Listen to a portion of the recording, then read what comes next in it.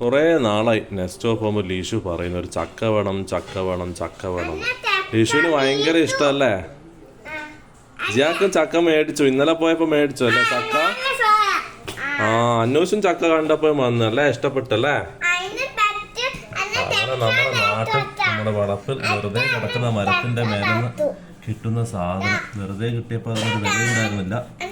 ഇപ്പം കിലോന് ഇതാ 9 ഗ്രാം ഏകദേശം കിലോന് വരുന്നുണ്ട്. നല്ല മണമുള്ള ചക്കയാണ് കിട്ടിയിട്ടുള്ളത്. എന്തായാലും നമുക്കൊന്ന് കട്ട് ചെയ്യാം ഇന്ന്.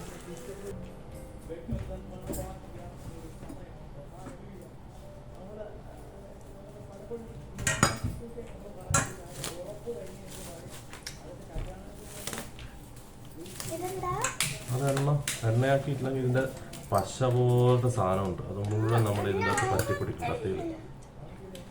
അങ്ങനെ നമ്മൾ ചക്ക മുറിക്കുകയാണ്.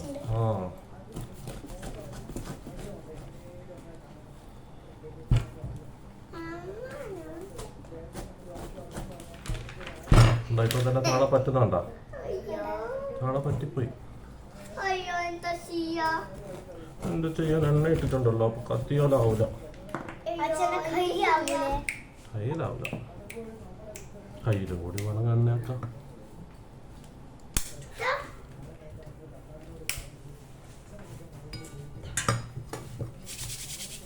ഓക്കെ, കുരുവിടാനൊരു പാത്രം കൂടി എടുക്കാം.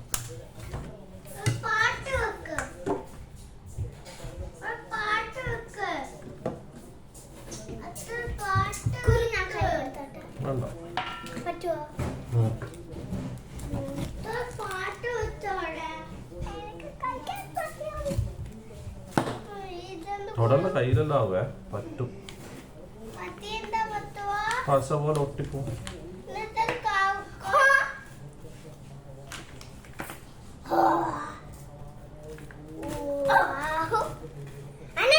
കൈ അങ്ങനെ നമ്മൾ ചക്കയുടെ പരിപാടികളിലേക്ക് എത്തിയിട്ടുണ്ട്. ഇത് മേടിക്കുമ്പോൾ എപ്പോഴും മെർലിൻ പറയും, നാട്ടിലൊക്കെ വെറുതെ പശുവിന് തിന്നാനെടുക്കുന്ന സാധനം ഇത്രയും കാശ് കൊടുത്ത് മേടിക്കേണ്ട ആവശ്യമുണ്ടോ? പക്ഷെ കൊതിക്കിപ്പം എന്തായാലും നമ്മൾ മേടിച്ചല്ലേ പറ്റും. ചക്ക മേടിക്കാൻ വേണ്ടിയിട്ട് 10,000-2,000 ദിർഹം കൊടുത്ത് ടിക്കറ്റ് എടുത്ത് നാട്ടിൽ പോകാൻ പറ്റില്ലല്ലോ.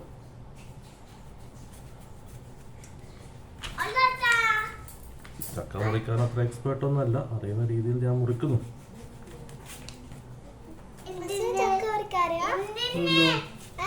ഇല്ല, തിന്നാനറിയാം.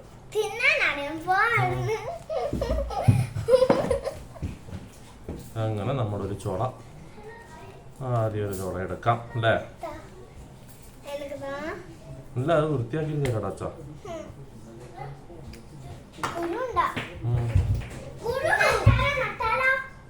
എവിടെ? ബാൽക്കണിയിലോ? ബാൽക്കണിയിൽ നമ്മളെ ബാൽക്കണിയിൽ വരൂല, അത്രയും വലുതല്ലേ.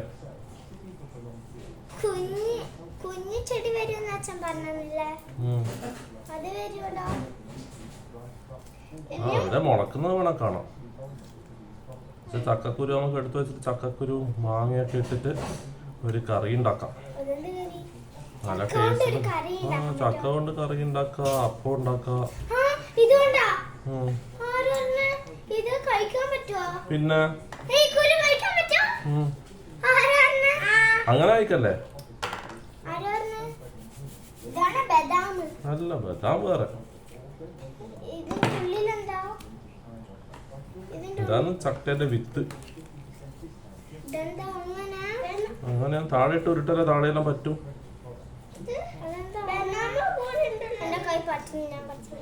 അതിന്റെ തൊട്ടല്ല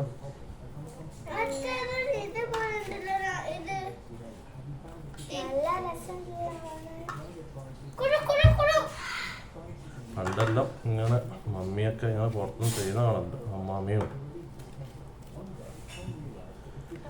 മമ്മീന്റെ ചെറുപ്പകാലത്തെല്ലാം ചക്കയും കപ്പയും മാത്രമല്ലേ ഉണ്ടായിട്ടുള്ളൂ.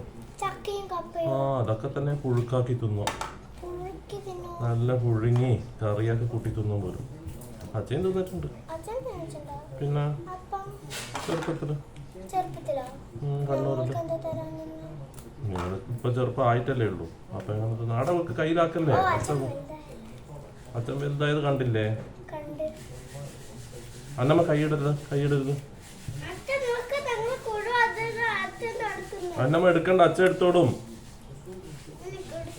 വേണ്ട, കൈ ആക്കരുത് അതിൻ്റെ അകത്ത്, കൈ പറ്റും.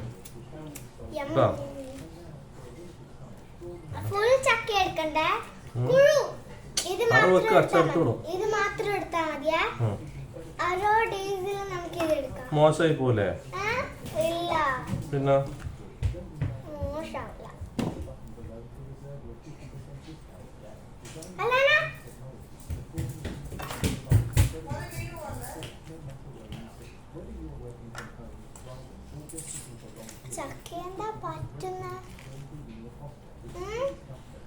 അന്നുസനോ പ്ലീസ്.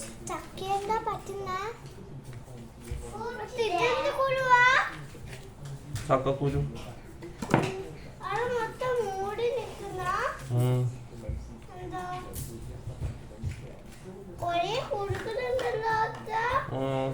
കൊറേ കുരു ഉണ്ടാവില്ലേ?